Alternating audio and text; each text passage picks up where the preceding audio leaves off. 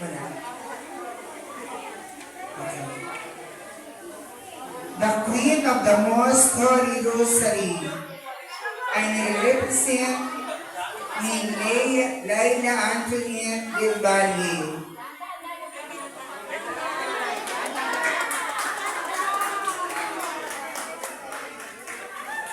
It is implicitly mentioned in the Bible, but is rooted in the Catholic tradition and devotion. The Holy Rosary, a string of prayers, is considered powerful prayer that focuses on the life of Jesus and Mary, making Mary the Queen of the Holy Rosary. Okay. Next, ay Queen of Martyrs na represent ni Laika Panopio. The Queen of Martyrs, due to the profound suffering, particularly at the foot of the cross during Jesus' crucifixion, while they didn't die for her faith, the intensity of her sorrow and the witnessing of her son's death are seen as a form of martyrdom. The title also recognizes his role as a witness to the faith and a prayerful support for those who endure persecution. Okay.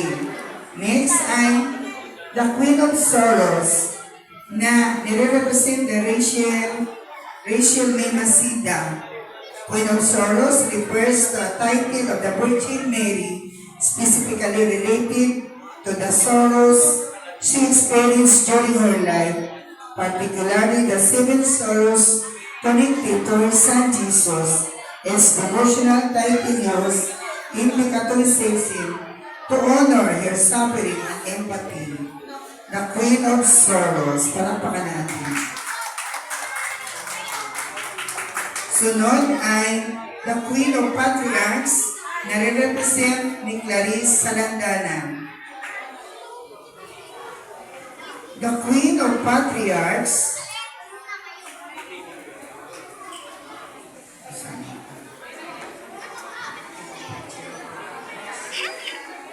is a title of the Virgin Mary, emphasizing her connection to the lineage of the patriarchs, including Abraham, Isaac, and Jacob. This title highlights her role as the mother of Jesus, who is seen as a fulfillment of God's promises to the patriarchs. Pwede na po lumakan. It also acknowledges Mary's own heritage and her connection to Israelites who are God's chosen people. Queen of Patriarchs. Ang susunod naman ay Queen of the Family na na-represent ni Giant Semina Dinasco. The Queen of the Family is a title given to the Virgin Mary, referring to her role as the ideal mother and model for all families.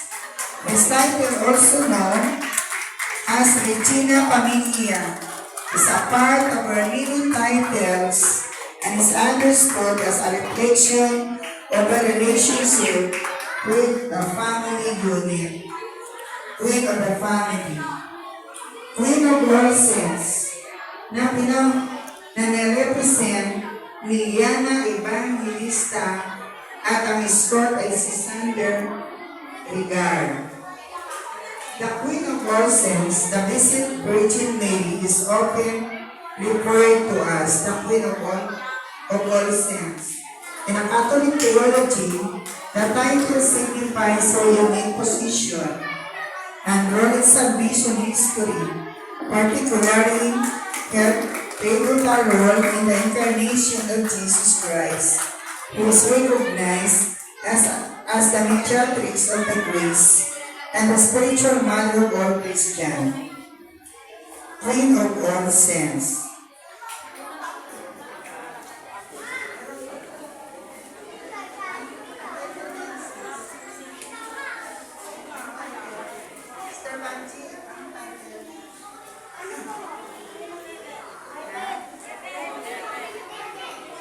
Queen of Heaven na na-represent na Princess Nicole Luna.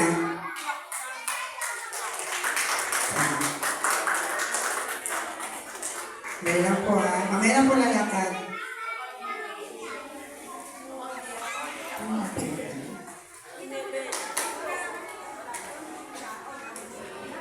Okay. Is a title primarily associated with Mary, the Mother of Jesus, in Christianity, particularly and in Catholicism. Nakata po.